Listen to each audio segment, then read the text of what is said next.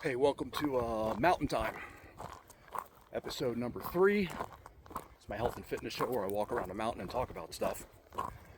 So Coca-Cola's in the news recently because they announced that they are going to replace the high-fructose corn syrup in their sodas with regular cane sugar, the way they used to make it up until sometime in the 80s. And everybody's clapping and applauding and thinking, oh, this is a great step, that'll be healthier and all of that. Well, I hate to be the bearer of bad news, but high fructose corn syrup and regular sugar are basically the same thing. They're both made up of fructose and glucose. Sugar is about 50-50 on each one. High fructose corn syrup, very small amounts, say a couple percentage points higher on the fructose. But otherwise, they're both sugars.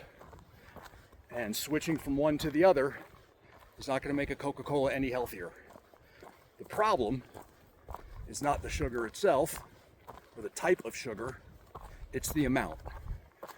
And I'll give you just one or two quick interesting facts about that. In the 1950s, the average American consumed about 10 to 12 gallons of soda per year.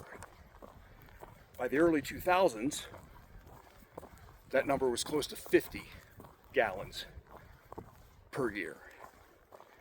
So there's the issue. It has nothing to do with the sugar. It has to do with the number of gallons Americans have been chugging down decade after decade since the 50s.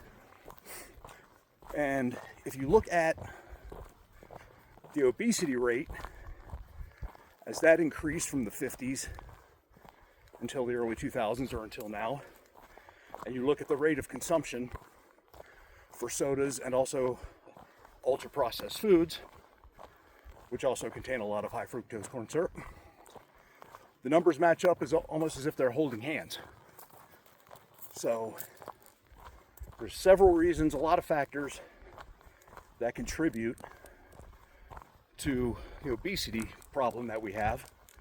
By the way, if you're unaware, the obesity rate in America is somewhere around 42 or 43%. If you include people who are merely overweight, that number's over 70%. So we have an issue.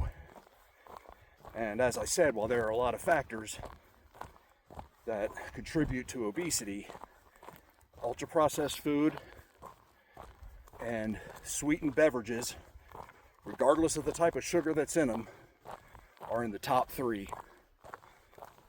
contributing factors to the obesity rate.